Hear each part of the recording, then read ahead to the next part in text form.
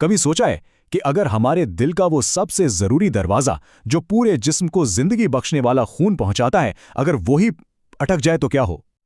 देखें, ये कोई ख्याली बात नहीं है।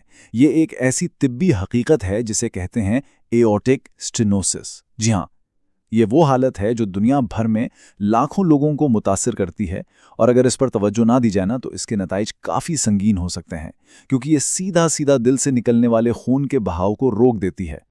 तो आइए इस अटके हुए दरवाजे के पीछे की साइंस को समझते हैं। देखते हैं कि मेडिकल जबान में इसका असल मतलब है क्या। अच्छा, इसको ऐसे समझें कि दिल को एक बहुत ही तंग पाइप के जरिए पानी पंप करना पड़ रहा है। सोचें कितनी ज्यादा मेहनत करनी पड़ेगी। बस बिल्कुल यही होता है एओर्टिक स्टेनोसिस में। एओर्टिक वॉल्व, जो हमारे जिस्म की सबसे बड़ी शरेयान का कह लें कि गेटवे है, वो सख्त और तंग हो जाता है, और इस रुकावट की वजह से दिल पर सीधा सीधा शदीद दबाव पड़ता है। तो फिर जिस्म खतरे की घंटी बजाता कैसे है? आखिर कैसे पता चलता है कि दिल के इस जरूरी वॉल्व के साथ कोई मसला है? चलें इन्हीं इशारों को पहचानते हैं। जब ये बीमारी बढ़ जाती है तो अक्सर ये 3 बड़ी अलामात सामने आती हैं, जिनको क्लासिक ट्रायड या क्लासिक तकून भी कहते हैं। 1, सीने में दर्द, 2, सांस लेने में शदीद दुश्वारी, और 3, खास तौर पर चलने फिरने या कोई मेहनत का काम करने पर चक्कर आना। लेकिन यहाँ एक बहुत अहम बात यह है कि ये अलामात अक्सर बीमारी के आखिरी मराहिल में ज़ाहिर होती हैं। शुरू में तो शायद कोई इशारा ही ना मिले। डॉक्टरों के लिए सबसे बड़ा सुराग या कह लें कि क्लू एक ख़ास आवाज़ है। इसे मरमर या आम ज़बान में दिल की बड़बड़ाहट कहते हैं। ये असल में एक गैर मामूली सी आवाज़ है जो स्टेथोस्कोप से दिल की धड़कनों के बीच में सुनाई देती है। पता है ये आवाज़ किस चीज़ की है? ये उस तंग वॉल्व से खून के गुजरते हुए उसकी कशमकश की आवाज़ है। अच्छा, अब इस आवाज़ के बारे में जो चीज़ दिलचस्प है ना, वो ये है कि ये कितनी मखसूस है। इसे कहते हैं इजेक्शन सिस्टोलिक साउंड। इसका मतलब क्या हुआ? मतलब ये कि ये ठीक उस वक्त पैदा होती है जब दिल पूरे जोर से सिकुड़कर या कॉन्ट्रैक्ट करके खून को इस तंग दरवाजे से बाहर धकेल रहा होता है। और यही नहीं, ये आवाज़ अक्सर गर्दन तक जाती है, और जब कोई शख्स सांस रोक कर जोर लगाता है, जिसे वेल्साल्वा मैनूवर कहते हैं, तो ये धीमी पड़ जाती है। यही छोटे छोटे क्लूज हैं जो डॉक्टरों को बिल्कुल सही तशखीस तक पहुंचने में मदद देते हैं। जब हालत ज्यादा संगीन हो जाती है तो इसका असर नब्ज पर भी दिखता है।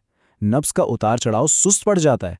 और इसके अलावा एक और चीज़ होती है, ब्लड प्रेशर के ऊपर और नीचे के नंबरों के दरमियान जो फ़र्क होता है ना, जिसे पल्स प्रेशर कहते हैं, वो कम हो जाता है। अब इसको ऐसे समझ सकते हैं कि एक सेहतमंद फ़र्क इस बात की निशानी है कि दिल का पंप ठीक से ज़ोर से काम कर रहा है। जब ये फ़र्क कम हो जाए तो ये एक वार्निंग साइन है कि दिल अब कमज़ोर पड़ रहा है। लेकिन सवाल ये है कि आखिर ये वैलो इस हाल तक पहुंचता ही क्यों है? क्या वजह बनती है? चलें इस मसले की जड़ तक पहुंचते हैं और इसके बुनियादी वजूहात पर एक नज़र डालते हैं। और ये स्लाइड देखें, बहुत ज़बरदस्त तरीके से वाज़े करती है कि उम्र के हिसाब से वजूहात कैसे बदलती हैं। 65 साल से ज़्यादा उम्र के लोगों में सबसे बड़ी वजह है डीजेनरेटिव कैल्सिफिकेशन। इसका सीधा सा मतलब है कि वक्त के साथ साथ जैसे हड्डियों में कैल्शियम होता है, वैसा ही कैल्शियम इस वॉल पर भी जमना शुरू हो जाता है और इसे बिल्कुल पत्थर जैसा सख्त बना देता है। जबकि नौजवानों में अक्सर वजह एक पैदाइशी नक्स होता है। इसे कहते हैं बाइकस्पिड एओर्टिक वॉल्व। इसमें वॉल्व के 3 के बजाय कुदरती तौर पर सिर्फ 2 पर्दे होते हैं और वो वक्त से पहले ही वेयर एंड टेयर का शिकार हो जाते हैं। इन 2 बड़ी वजूहात के अलावा कुछ और भी कम आम असबाब हैं, जैसा कि माजी में होने वाला रोमैटिक फीवर या फिर कुछ नायाब किस्म की जीनियाती बीमारियां जो दिल की साख्त यानी स्ट्रक्चर को मुतासिर कर सकती हैं। तो मसला तो हम समझ गए, लेकिन अच्छी खबर यह है कि इसका हल भी मौजूद है। आइए अब देखते हैं कि इस बंद दरवाजे को दोबारा खोला कैसे जा सकता है।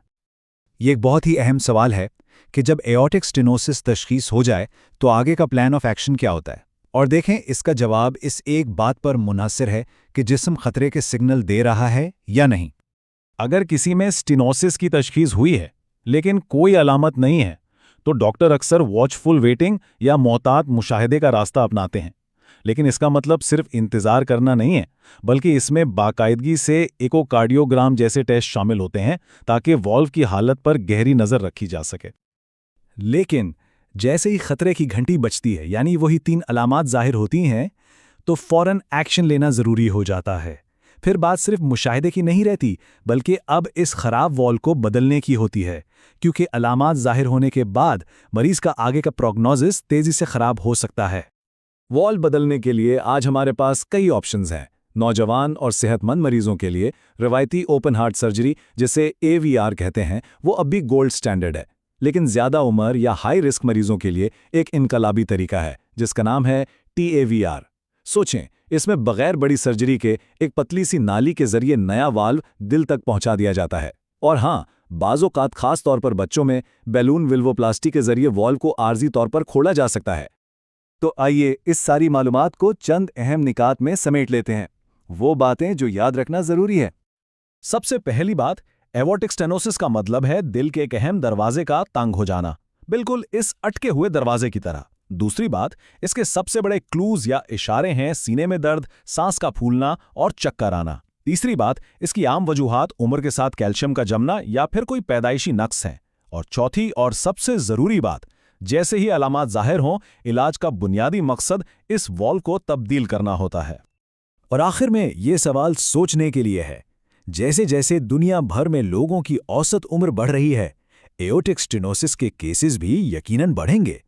ये सिर्फ एक मेडिकल सवाल नहीं है, बल्कि ये इस बात का सवाल है कि हम इंसानी उम्र बढ़ने के चैलेंजेस का सामना करने के लिए टेक्नोलॉजी का इस्तेमाल कैसे करेंगे।